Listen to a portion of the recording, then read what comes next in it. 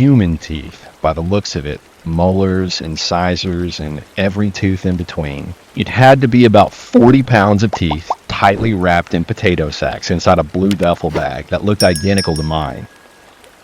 I wish I had double-checked the contents at the airport, but I was so exhausted by my flight that I just wanted to get home. And now all my clothes, toiletries, and Hawaiian souvenirs are gone, replaced by a bag that belongs to either the tooth fairy or some psychotic dentist. Seriously, how the hell did this get through security? I put on some kitchen gloves and dug around through the teeth, hoping to find some form of identification. There was nothing. Nothing but more teeth. Then I received a text on my phone that stiffened my entire back. Where are my fucking teeth? I was more confused than ever. Was the person who expected this bag seriously texting this phone right now? How did they get my number? Instinctively, I looked around my empty apartment, threatened by the message. But of course, the only movement was my own reflection on the balcony glass. Then my phone received a picture of an open blue duffel bag. Inside was my red summer shorts, along with my surfboard keyring and tiki mask magnet. They have my stuff. You have our teeth, and we know who you are. There came another picture of a crumpled form I filled out to go scuba diving. It was left in the outer pocket of my duffel bag. My name was listed, my address, even my phone number. Oh shit. Then I received a call from an unknown caller. Another text. We know where you live. Give us the teeth. Terrible scenarios flooded my mind. Men wearing balaclavas bursting through the door with army boots and pointing their gleaming knives at my face. Zap straps tightening around my feet and hands, cutting off all circulation. Days of being locked in a cargo container and having to suck the moisture from filthy puddles for sustenance. Okay, relax, chill. I had a habit of watching too much true crime. I ran through the options. They all seemed like imperfect solutions. I could call the police, but I didn't know if they could help me. They would have no idea who this tooth person is either. I doubt they would put me in witness protection based on a few texts. I could go stay at a hotel in a different town, but how long would I have to wait? They know where I live. They could visit at any time. I'd be living in danger. Before I could stop myself, I texted back. This was an accident. I'll give you back the bag. I didn't mean to take it. I stayed there kneeling by the tooth bag, waiting for a reply. You will drop the bag at park. There is a wooden bench on the south end dedicated to the fire hall. You will place the bag beneath there at 10 p.m. I breathed a sigh of relief. Instructions, clean and simple. That park was across from my apartment. I could do that, no problem. Another text. And you must add one of your front teeth. My throat tightened. I quickly texted back. What do you mean? Because of your interference, a price must be paid. One of your front teeth. They can't be serious. I stood up and closed the blinds on my balcony, paranoid that someone can see me. I had typed the single word, why, but never hit send. How could they even know if I added a tooth in or not? There were thousands of teeth in that bag. I lightly touched my two front teeth, so firmly planted in the roof of my mouth. How would I even pull a tooth out? Arriving around 9:30 p.m., the park was pretty cold. Most nights it snowed this time of year, but luckily it had been pretty dry for a while, so I didn't need to wear too many layers. The bench dedicated to the fire hall was easy to find, and I shoved the tooth bag directly beneath it with a paper note on top. Sorry about the mix-up.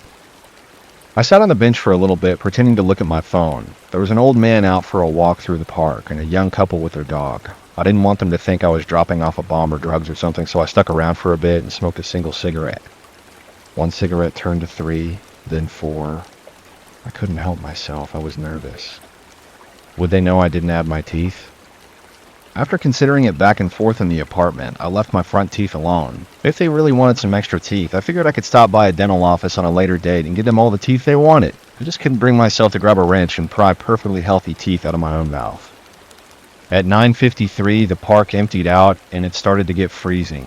It was my cue to exit. I took one last drag, exhaled a large plume of smoke, and I saw it contour around the edges of a strange, unseeable shape. It was really odd. It felt like there was something invisible standing only inches away.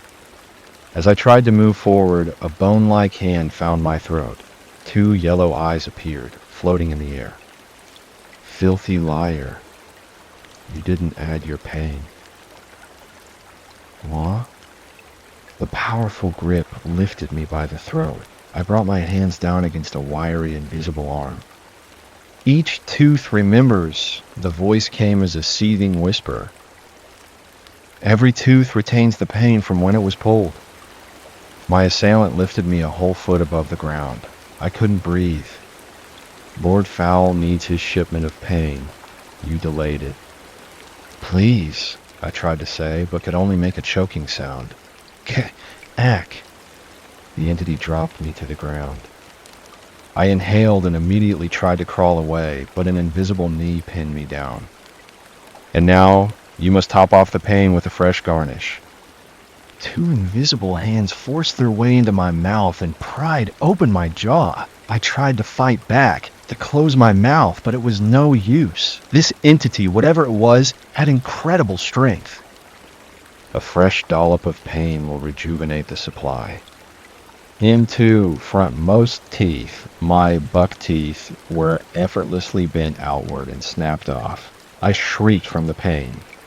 Tears streamed instantly. That's for stealing our bag. As if my teeth were the tabs on a soda can, the entity began to bend each one outward. All my upper front teeth, then my lower, one by one. That's for lying. That's for screaming. That's for being fucking irritating. My gums became a fountain of blood. The pain in my mouth was catastrophic, each nerve ending raw and on fire. I tried to scream for help, but the knee on my chest weighed down harder. Soon I could barely make a sound. The hands plucked out all my bent, broken teeth like a series of pull tabs. Quick, quick, quick. Lord Fowl will be most pleased. The bony fingers traveled further into my mouth. Sharp nails dug beneath my molars and pulled. The last thing I remember was looking up and seeing the yellow eyes stare back at me. Two glowing moons from hell. I almost bled to death that night. Thankfully, someone found me passed out in the park and called an ambulance, which took me into a hospital where I recovered for 6 days straight. My mouth was a wreck. Every single tooth ripped out. Every single one. There were half-inch wounds all over the roof and floor of my mouth. No conventional dentures would even fit in my desiccated gums. It took 3 months of visiting the dentist to slowly reconstruct what was destroyed. And even now, I still have to wear 2 different sets of dentures. One for daytime, which allowed me to carefully chew food, and one for nighttime, which slowly bent my fucked gums back into place. I have no idea what the hell attacked me that night. I don't really want to think about it, or about what happened to that duffel bag full of teeth. I've since moved cities, as you might expect. In fact, I no longer live in the US. I've moved far away. Most importantly, I bought a custom-built suitcase off the internet with zebra stripes. I've pinned bright yellow plastic stars all over, and many other identifiers too.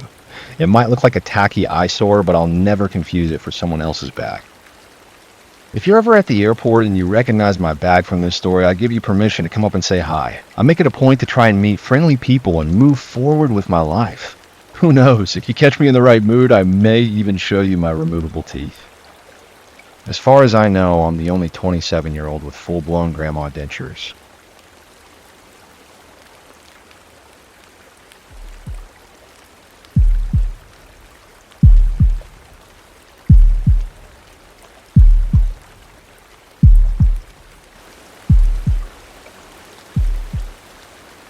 They say death smiles at us all. Sometimes all we can do is smile back. I feel comfortable telling this story now, as with the passage of time, this feels like a long-forgotten dream. I grew up in a small town in northwest Canada, far beyond the quaint summer towns of the Gold Coast. A place much closer to Earth's last frontier, a land where nature and brutality still coincide. Our small town had little more than a school, a store, and a police station. If any of the local loggers were injured on the job, it'd be an hour's helicopter ride to the nearest hospital. As far back as I can remember, we were warned to never stray from the main roads. Looking back on it now, this is perfectly understandable, as the threat of grizzlies, cougars, and even mankind was enough to dissuade any brave youngster from venturing too far off the beaten path. That was until Michael went missing. There had long been stories that the woods were haunted, tales of ancient creatures driven to one final refuge, untouched by mankind. They said they lived down deep in the caves and caverns of the Canadian Rockies, and only came out when their hunger could no longer be staved off. Michael was last seen on November 8th, 1981, at the age of 14, a boy 2 years older than myself at the time.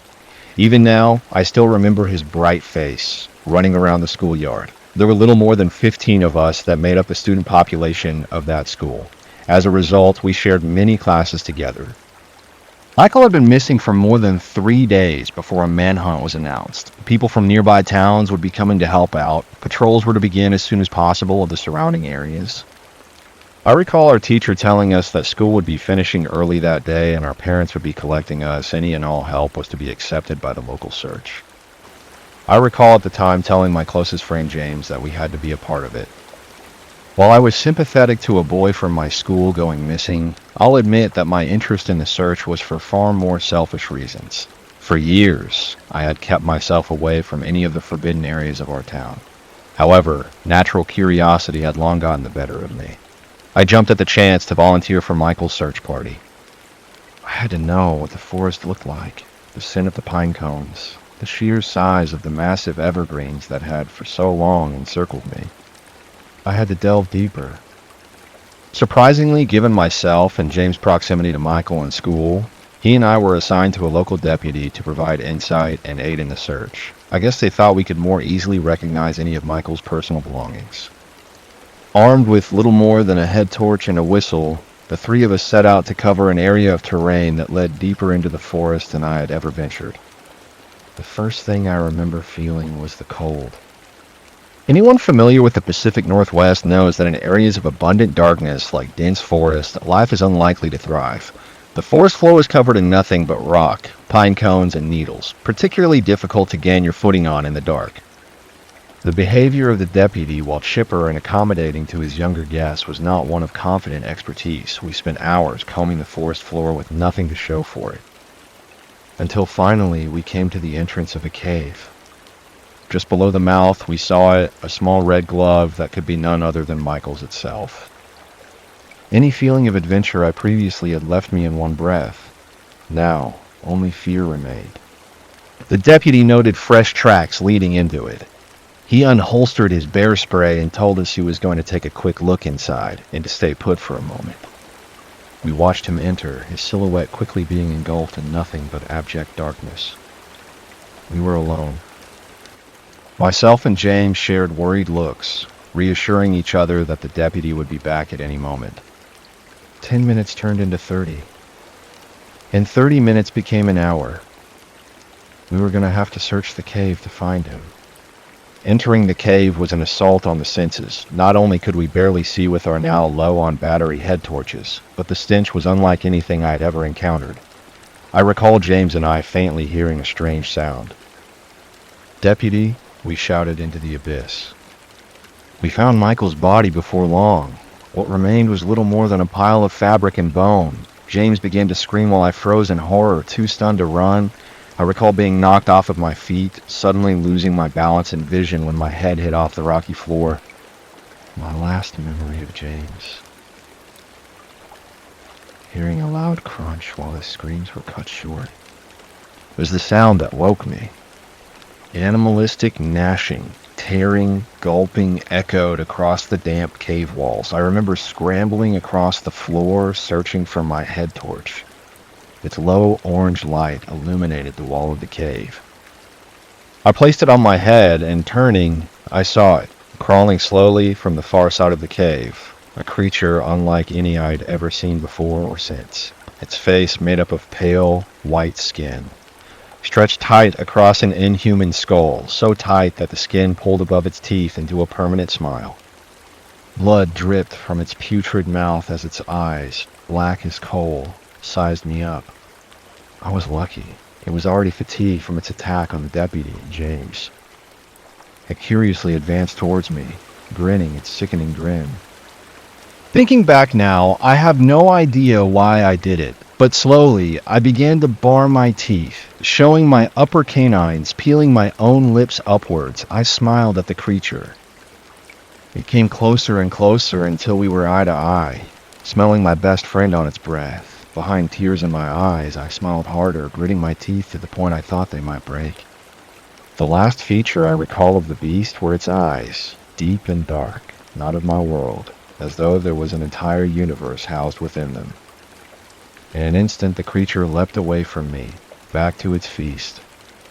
I ran. It was daybreak by the time I exited the cave. I ran until my legs could take me no further, and then I crawled. I crawled until I no longer felt the sting of pine on my knees, but concrete. They found me passed out in the middle of a road leading into our town. I was filthy and covered in blood and bones. Based on what I told the police, the bodies of James, Michael, and the deputy were found. The entire incident chalked up to a savage bear. I spoke nothing of what I saw in that cave. Who would believe me if I did? 2 young boys entered that cave. Neither ever truly left. I haven't smiled since.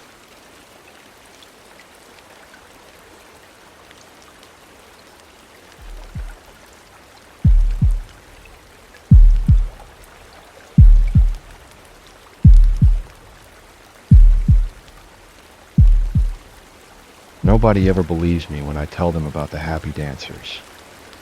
I first saw them up in the hills as a kid. I was maybe 8 or 9 when it started. My mom had a close friend who lived up in the hills. Where I'm from, it doesn't take long to get from the suburbs that hug the central city to the hills that surrounded us. It wasn't a very big place, and so we would visit them every other weekend. I always liked going up there. They had a son I'd hang out with, who I'll call Jay, and our moms would usually get pizza for us while they talked and laughed in the dining room.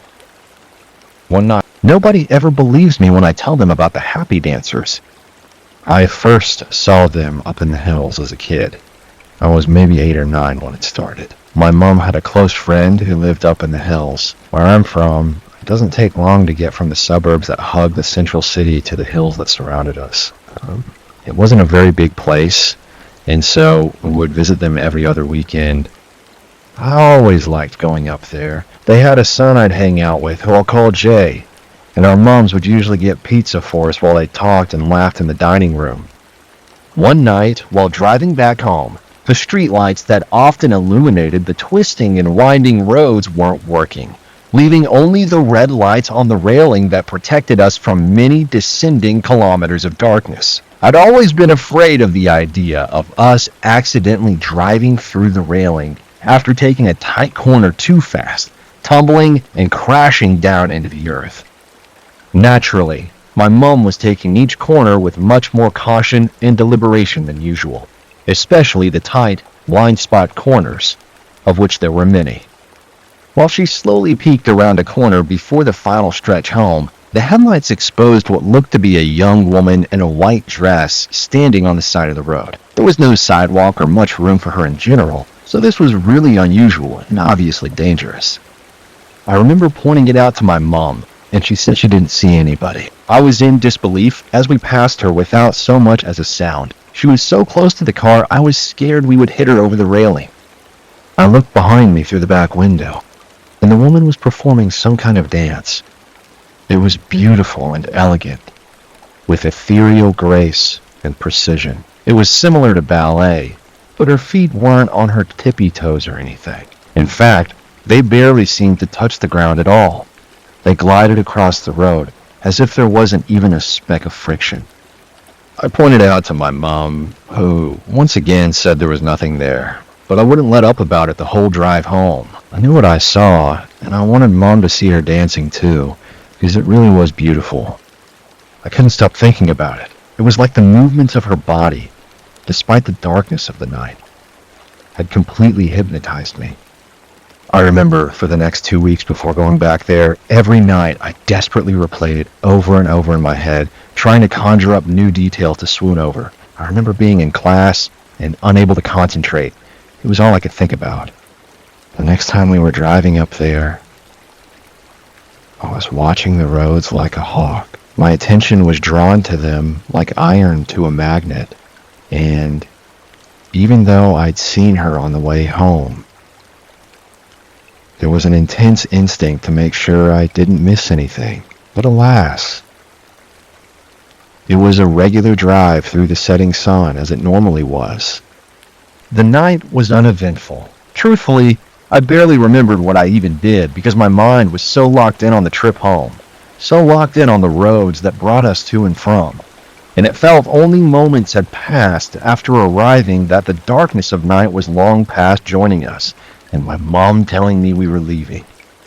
I could barely contain my excitement, but I didn't tell Mom about it. I'd been sitting on it for 2 weeks, which, as an 8-year-old, was an eternity, and now I wanted it all for myself, as if it was a secret for me and me alone, one small thing that my mom couldn't control.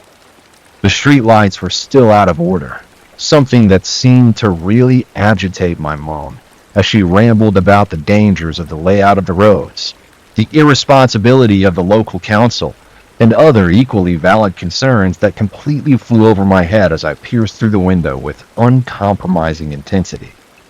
And that's when I saw them, a few tight turns sooner than before, illuminated by my mom's headlights. But this time it wasn't just the young woman, but a group of them, all standing in a line behind the railing and holding hands. They all wore outfits that were white, all either a dress or long robes, but this time I could see their faces. And they all smiled these huge, bright smiles that almost acted as their own sources of light. Their teeth were impossibly white, their skin impossibly smooth.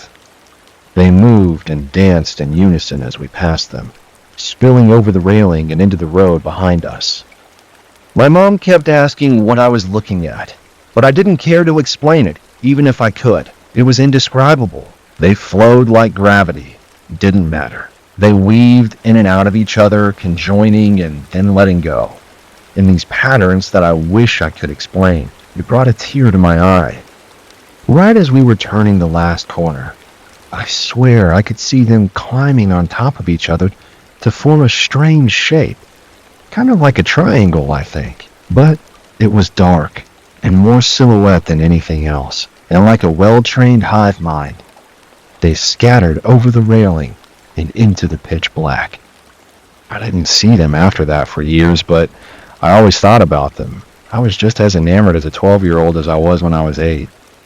Every night, I replayed it, painting shapes in my mind using their dancing movements as the brush, obsessing over the feeling of enticement I'd felt those 2 nights. By the time I was approaching the age of 13, I really began to wonder if I even saw anything at all. That was before they began to appear everywhere in my teenage years. From my first year of high school, like a multiplying infection that only I was able to see. In hindsight, I wish I'd never seen the happy dancers, never noticed them that one night, because when they returned all those years later, they weren't how I remembered them at all.